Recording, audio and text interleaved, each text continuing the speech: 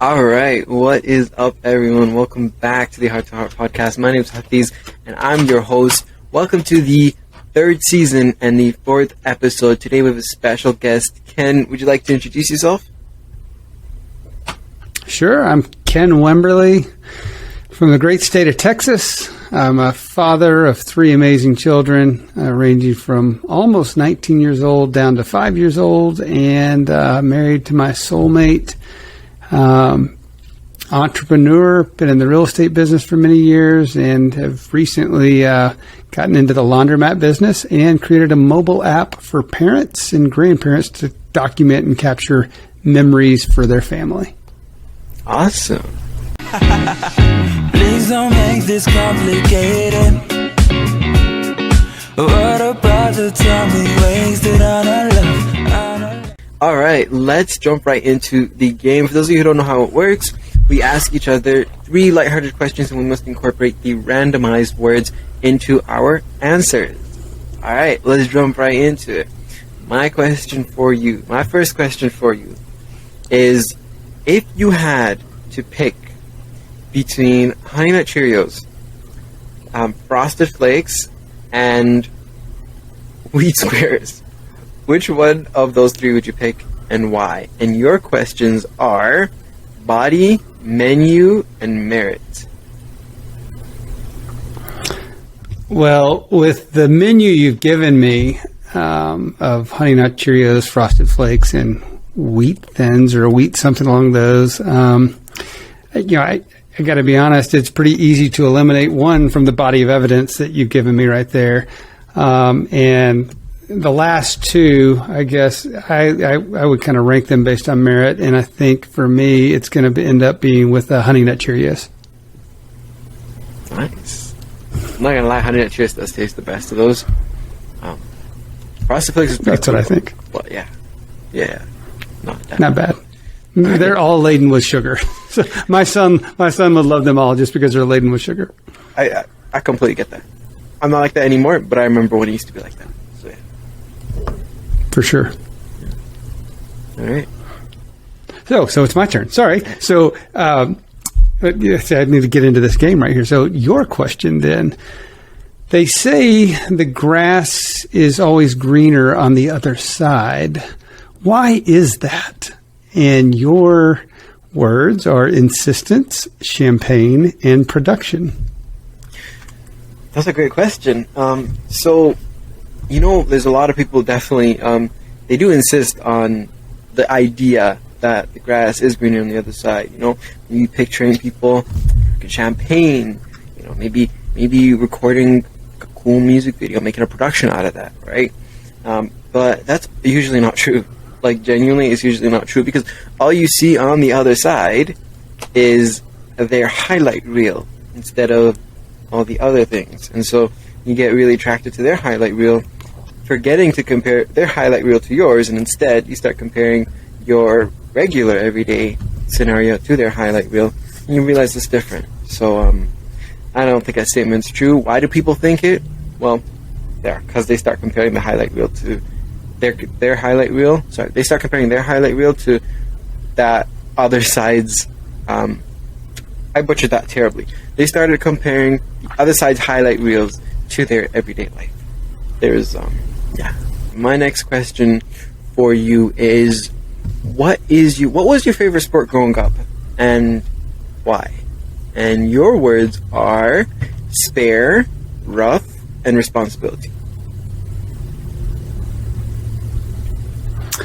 Well, so one of my favorite sports, and I was actually on the team for this for a while, and I've got some really great pictures from the 80s being back on this team, was the bowling team. And it was a rather rough start for me to be on the bowling team because I really had no skills. But, my mom was trying to teach me some responsibility and having me show up to the team pretty regularly. And, it took me a while of working, but eventually I figured out how to make a spare and even a strike, and lo and behold, I became a decent little bowler, and it damn sure made for some great pictures. You actually killed that. That was amazing. That was smooth. Well done on that.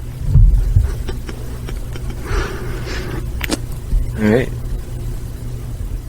So your question would be, if you had the ultimate date day or date night, what would that include?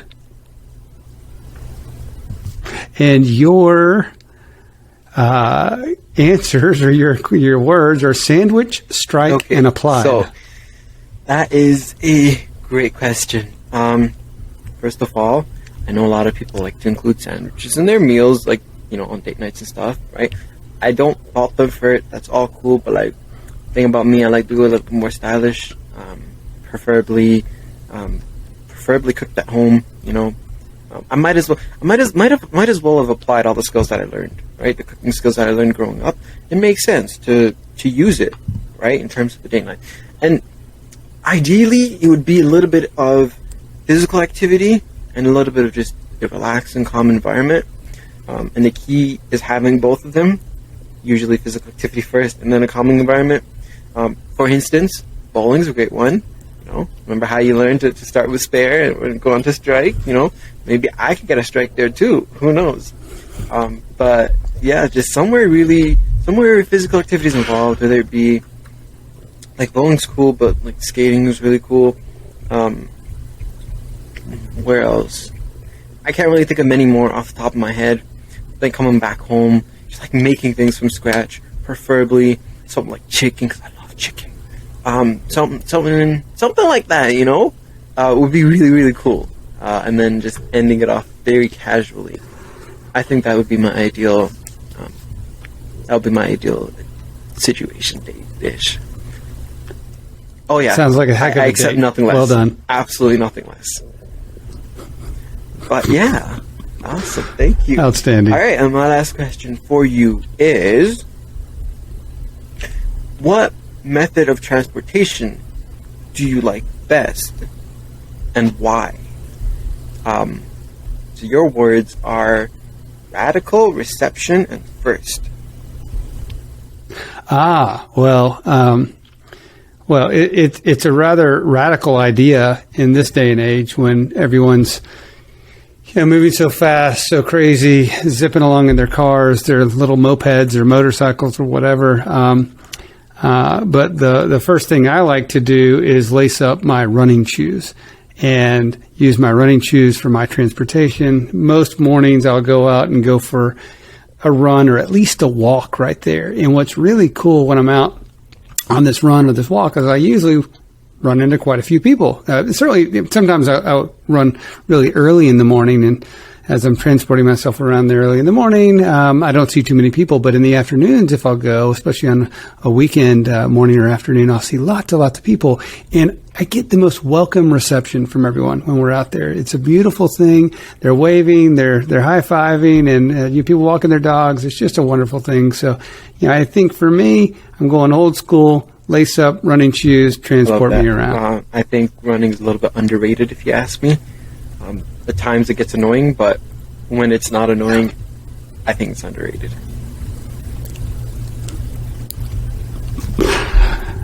I like it. It's a good thing. And it's about the best thing I believe you can do for fitness. So I'm into it. So my last question for you, if you, were a tiny superhero, what would you be? And your words are brown, vegetarian, and inflation. I can tell you what I'm not going to be, and that's a vegetarian. I love meat a little too much. And I know that prices have gone up recently. It's been inflated, a lot of inflation going on. But I will not be a vegetarian. Definitely not now. I'm hoping not in the future, but we'll see what happens. So in terms of being a superhero, like a tiny one, let's see. Can I just confirm, when we say tiny, are we talking physically tiny or tiny in terms of the impact? Physically. I think physically tiny, because a physically tiny can have a big impact. One cool thing that I've always kind of wanted to do, or I thought would be cool, is basically okay, sometimes in the roads there'll be little things in the way that people could trip on, or if they're like walking straight into a pole and they're not noticing. Just that person who like, or that superhero who would move those little things out of the way that could hurt people, especially kids, because like kids will just like, kids don't know anything. They'll just walk into anything. So like just moving little things out the way just so people don't get hurt, right? I think that'd be a really, really cool superhero if you ask me. And I'd really want to be that one, if I had the ability to just like sense things ahead of time and just like spring into action like right away. I think that would be really cool. If I was the color brown too, that would be cool. I forgot to use the word. Perfect. You'd be the little brown superhero that moves things out of people's way and keeps kids from tripping. I love it. That's excellent. Thank you. Well done, sir. Well done. All right. I was waiting for a brown tape or something like that. All right. It is what it is. It's done. It is what it is. It's done. Awesome. Yeah. Speaking of kids, I heard you're working on a certain app that helps with creating memories. Would you like to expand on that a little bit? Yeah, I'd love to. That's what I believe may be my opportunity for greatest impact in the world. We've spent about the last 3 years creating what is the Legacy Journal app, and that is a safe, secure digital platform for parents, really specifically parents, but parents or grandparents, to capture moments, memories, lessons, little nuggets of wisdom, or details that they want to remember before, unfortunately, memories tend to fade from memory. And so we've got this place where we can capture those moments, capture those memories, easily recalled at any time. We're all used to social media and scrolling on our phones, so we use a similar platform that it's really easy, really familiar platform right there. But unlike social media, this is a little bit anti-social in that it's just for you, or just for you and your family and your loved ones right there. And the beautiful thing with this is, if you get yourself in the habit of making just, an entry a week in here before you know it, you've got dozens and then, eventually hundreds of little entries that are the story of your life or the story of your children's life or the little nuggets of wisdom that you want one day passed down. And you can include photos. You can include video.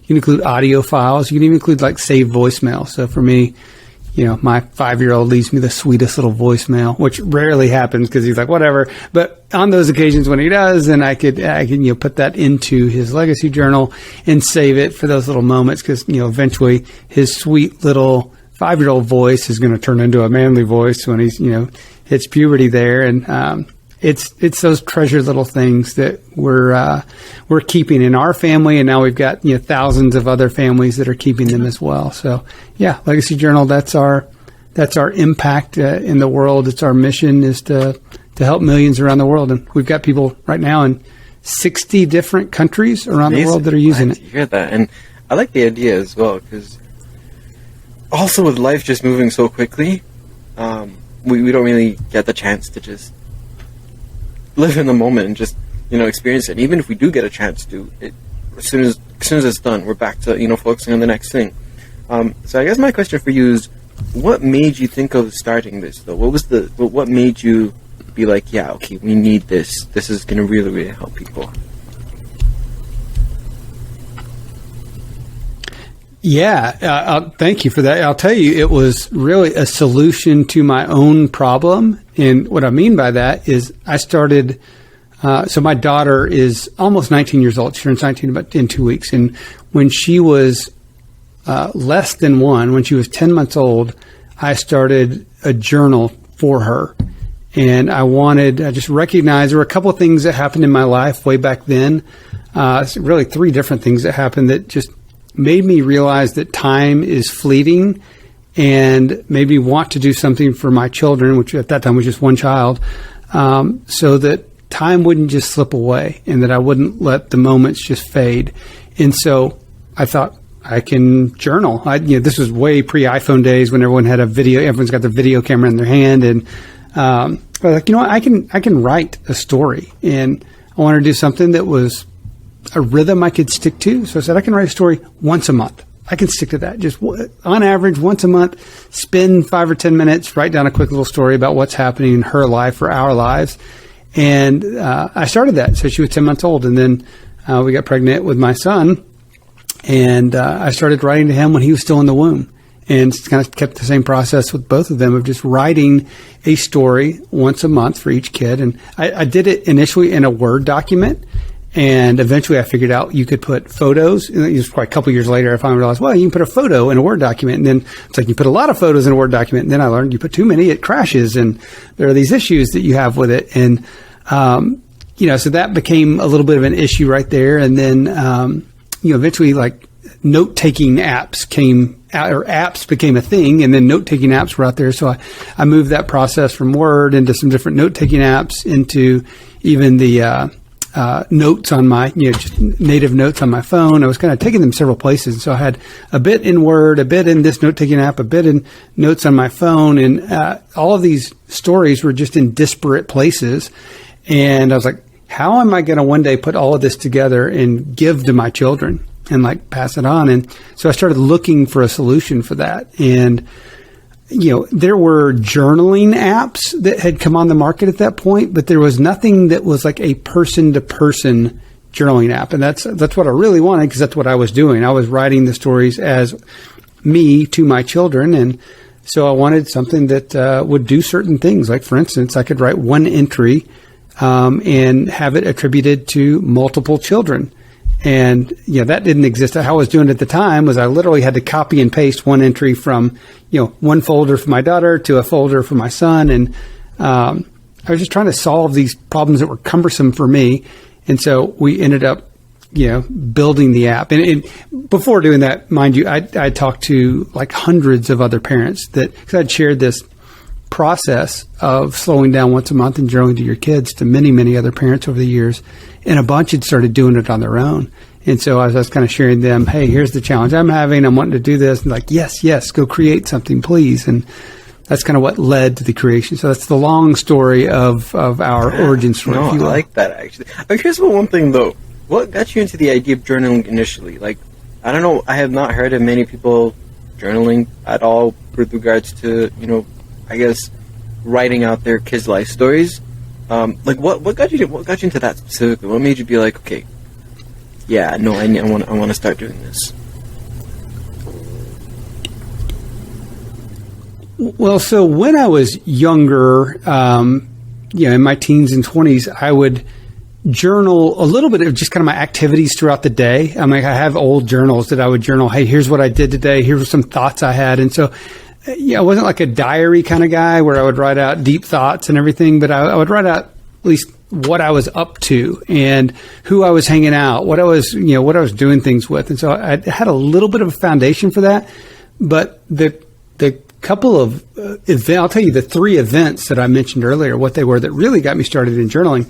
One was my attorney at the time told me when we were pregnant with our first child, what he did for his children. And this is still to this day one of the coolest ideas I've ever heard.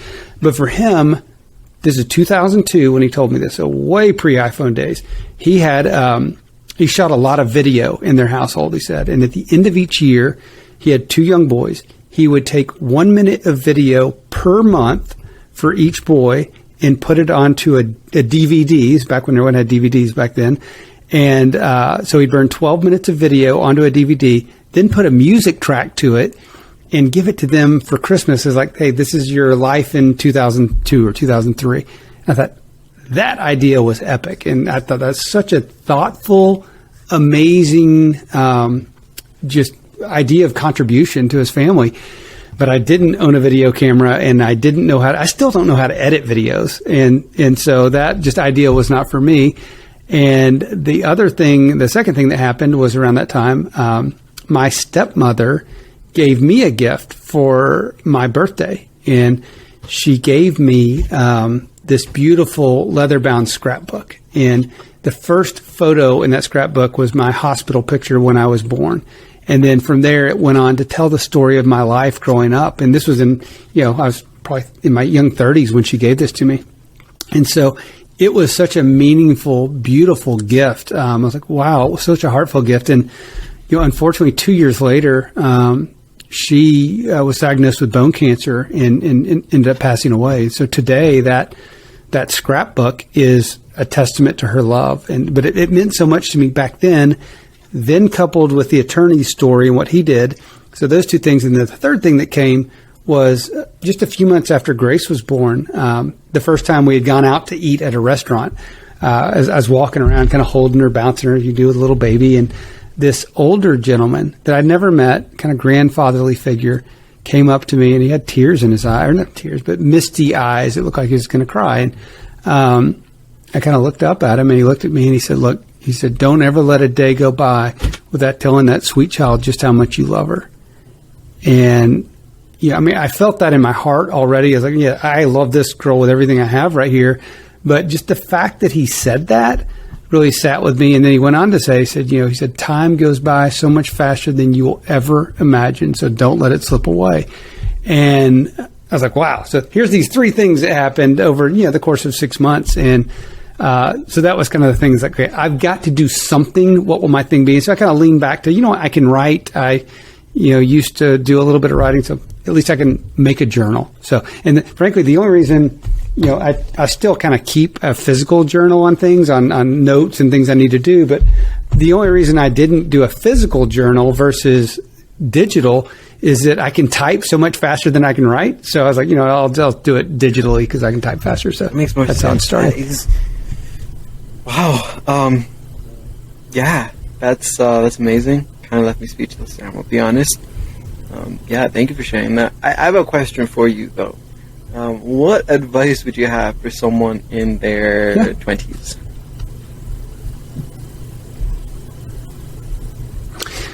With regard to literally what? Just so when you say what advice, let's say there's someone in their 20s and they're like, hey, just like give me some life advice, literally anything, or if you want me to restate that, what do you feel you should have done ideally in your 20s? Whether you've done it or not, what do you feel would be something that's important to do in your 20s?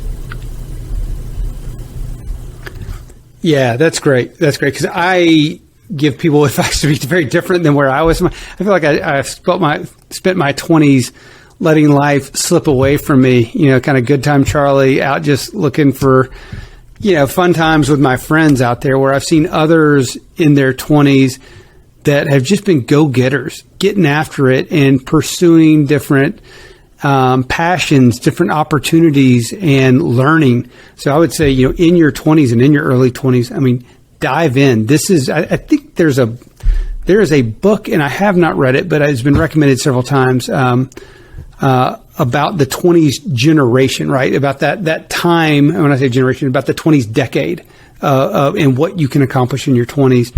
And, my advice is to dive in. I've given people this advice often. If there's a career path you really want to choose, and let's say you're having a hard time landing a job or getting a recommendation or something for this, I've told people many times, like, if it's something you really want to do, you go find the best place that you could imagine that you would want to work. And you walk in there, you go find the 10 best places, right? Because if you just hang your hat on one, that's probably not a great strategy. We go find the 10 best places in the industry you want to work and walk in, ask for an interview with the owner or the manager right there, and offer to work for free for a month. Okay. Go in and say, I will work for free for you for a month. And at the end of that month, if I have proven to be valuable, I'd love for you to reevaluate and about offer me a position. If at the end of the month that it's not been worth your time to have me here, then no harm, no foul. I'll kind of head on down the road and do the next thing. But if you come bring value to someone and you show up early, you leave late, you're trying to find ways to add value to someone else, the world will show up and reward you for that. So there's my bit of advice. And that part is really true. I feel like I've noticed that recently. I've had moments when, a couple of years ago, where I've kind of doubted that. And then more recently, I think I think post-pandemic, pandemic really affected me in the sense that it kind of required me to reconsider a lot of things that I thought, a lot of things that I had in terms of the direction I was heading towards. So it definitely had a huge impact on me. And one of the things that I learned during the period and after, I say after as if we're not like completely out of it, but like during the period and onwards, one of the things that I learned then was, like if you put in the effort consistently and you work honestly, it will pay off at the end. And if you start feeling like it's not going to pay off and start giving up, you're never going to see the end. You haven't even reached the point where you're starting to go up, right? That was really helpful. Did you want to add on that, or? It's just what you were saying right there just made me think of a kind of quote that I have written down from Jeff Hoffman in one of the books that he had co-authored, and it says the world doesn't reward you for the effort you put in. The world rewards you for the value you create, and that's kind of what I would tell people. To say, "Oh, I logged in 50 hours or 60 hours or 70 hours this week," that's one thing. But when you're creating value for someone and value for a lot of people, that's when you really find reward in the world. So that's just encourage people to try to find and be a source of value. First, just be a source of value to one person. That one mentor, that one person that's giving you an opportunity. Be a source of value to that person, and then figure out a way to be a source of value to many people. And that gets to the, Zig Ziglar old kind of saying there is help enough other people get what they want, and you can't help but get what you want. I would actually make a slight adjustment to that. I'd start off by saying that I think it's most important to add value to yourself first, because a lot of people, especially this generation that's coming up, I can't explain. I don't have words to explain how lost everyone is. Like, everyone is so lost, and they don't understand their value. They don't understand the value of society, right? It's constantly an environment where everyone's just putting everyone down, and it's if you don't feel you. Wow, that's a great statement. Yeah. I appreciate that statement, and you're right. It's I think everyone needs to understand that they are worthy. I mean, really, everyone needs to understand that they are worthy, they belong, and that they have value. It's one of the things that I've tried to teach my children so much, is that they are just those things. They're worthy, they belong, they have value, just with who they are, right there. But I hadn't even thought of that until you just kind of mentioned that. But you're right. If people don't understand and value themselves, it's really hard to bring value to someone else. Like literally, if you feel you don't have any value at all, like if you feel like you don't have any value within yourselves, you feel like you don't have anything to give to others, right? And so it starts with there, and then you work your way outwards. Unfortunately, well, then I'll get on a high horse from that. I'd get on a high horse and say, I believe one of the things that's helped me so much in just bringing, it's not value, but I guess making me feel better about myself is just daily physical exercise and pouring into myself with daily physical exercise. And, I've exercised, barring the handful of days where I had over 100-degree fever, which there's not been many of those in the last 3 years, but barring that, I've exercised every day over the last 3 years. And like some days it's not crazy exercise. Like today, I went and walked 2.5 miles at lunch. It was a beautiful day. I had an early morning breakfast meeting this morning. I had this evening. I was like, okay, I've got to get my exercise in at some point. So I'm like, okay, I'm going to go walk 2.5 miles at lunch. So it wasn't crazy, but I got it in. And just that little thing right there, every single day, gives me self-confidence. Yeah. And I think that's important. Speaking on self-confidence, I actually saw a quote on Twitter, on TikTok actually, and it was this guy who was saying, confidence is like the way you build confidence is literally by building trust within yourself. Like that's literally what self-confidence is. It's you trusting yourself. And I thought about it. Initially, it took a little bit of time to process, I'm not going to lie. Then I thought about it, I was like, yeah, like the way you get confidence is by understanding that you are able to do something. And the only way you could understand you're able to do something is if you've already had similar situations before where you actually did it, right? And then And then it hit, and I was like, okay, that's why a lot of people who go to the gym consistently are confident, because they believe in their ability, they know they could do it. And I'm not gonna lie, that quote kind of, it hit me after that. I was like, yeah, he's right, he's completely right about that. Yeah. Well, I'll expand on that a little bit too, and it's there's something about honoring your word. And so when you make a commitment to do something, a commitment to yourself, and you follow through with that commitment, you build the self-confidence. It's honoring the commitments you said, and they could be little commitments. You know, I'm gonna, we use exercise. I'm gonna work out, 3 days this week, okay? Or I'm going to have a weekly date night with my girlfriend or my wife for the next month. The little commitments like that. It's easy to say you're going to do something and want to do something, yet not follow through with it. And I think when you become a person like that, you lose that confidence in yourself, because you're like, I keep saying I'm going to do this or I'm going to be this, but I'm not showing up as that version of myself. And when you constantly honor your word to what you tell yourself and others you're going to do, that self-confidence builds quickly. And resilience is another thing, because there will be days when you won't be able to do it. For instance, as you said, those few times when you're, sick, for instance, and you just can't do it. Some people will literally crash right after that, and just, that's it. Like one moment of difficulty, and then everything stops. So resilience is also another really important thing that needs to be there. I don't know if you've read the book, but James Clear wrote a book called Atomic Habits. It's a phenomenal book. So there's my other advice to someone in your 20s. Go read often, and read that book, Atomic Habits. It's one, and he mentions in there something on, I don't know if he called it never fail twice or never miss twice, but it's to say that, look, eventually you're going to miss a day. Now, whatever it is your thing is that you're committed to doing, right? Eventually you're going to miss a day. Something is going to show up. Life is going to show up and get in the way. But to his point, it's just never miss 2 days in a row. Never miss 2 days. Like, don't ever allow that to happen. And I was like, that's a great little mental shift and hack right there. Yeah, so like 2 days then becomes 3 days, and then from then on it keeps going. And it's so easy to snowball, and it just becomes your new norm. That's what needs to be avoided, it becoming the new norm. I love that. All right. You have any last words, any closing remarks, anything you'd like to add real quick?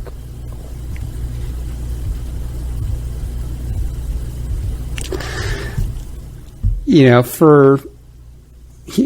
me add. I'm gonna add one book recommendation to everyone, because especially if you've got a younger audience, I want to add a book recommendation that 2 book recommendations that meant a lot to me. One is called The Miracle Morning by Hal Elrod. That book I read in 2015, and it really got me shifting the way I do my mornings. And I'll tell you the quick rundown on that is focusing on 6 different practices each morning that will start your day off in a whole new direction. And it's meditation, affirmations, visualization, exercise, reading, and journaling each morning. Okay. And you can do this, and you read the book and kind of walk you through his process, but it doesn't have to be a big, super long process. You could knock all of those things out within 25, 30 minutes. The exercise, I'm of the opinion you should get at least 30 minutes of exercise in, but everything else you could knock out in 20, 25 minutes right there. So I think that book, The Miracle Morning, is a really incredible one for folks of any age to read. And I've seen people like Robert Kiyosaki and others that have come out, read that at their age and been like, this is an amazing process. So that's one. And the other book I highly recommend people read, as you and I were talking earlier about self-worth, is a book called Lovable by Dr. Kelly Flanagan. And that's one I just read about a year ago, and it hit me hard with just what that book shined a light on in my own life, in my own heart, and what I needed to read and hear. So 2 books I'd recommend. Pick those up and become avid readers. Thank you for those recommendations. I'm definitely going to take a look at them and read them as soon as I get the chance to. So thank you so much for hopping on. It was really nice talking to you. It was nice meeting you. It was a very informative discussion. and I will take a further look into the app. I'm actually kind of intrigued. I mean, not for family, but just to keep track of myself specifically, right? So you can easily use it, for yourself to just kind of log what's happening in your world. And I'll give you, I'll tell you quickly one idea that a friend of mine did, which was so beautiful. He, at like age 15, his dad had a conversation with him about the importance of the woman he would one day marry. And at age 15, he started writing letters to his future bride.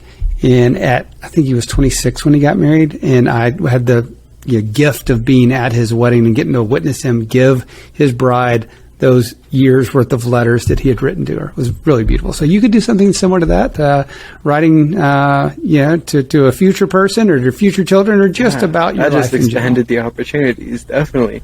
I'll definitely take a look at that. Honestly, it sounds really helpful. I feel like I could use some journaling too. Just looking at, because like I'm not gonna lie, even now there are times I look back a couple years, like in my first year of university and second year, and to think about how things are different from then and now. If I tracked it, I feel like it would have been a little bit more. It would have made me appreciate things more now. I think that would be a great time to start it. I'm gonna be honest, yeah. It's a powerful process, right? I'll give you a little life hack right there. Write down your wins. Too often we overlook the little wins, and we're always pushing for the next big thing right there. Write down the little wins that you have, and appreciate them, and honor yourself for the little wins. Right after this. All right, thank you so much again for hopping on. It was nice meeting you, and I will see everyone else Likewise. at the next episode. Take care. Bye.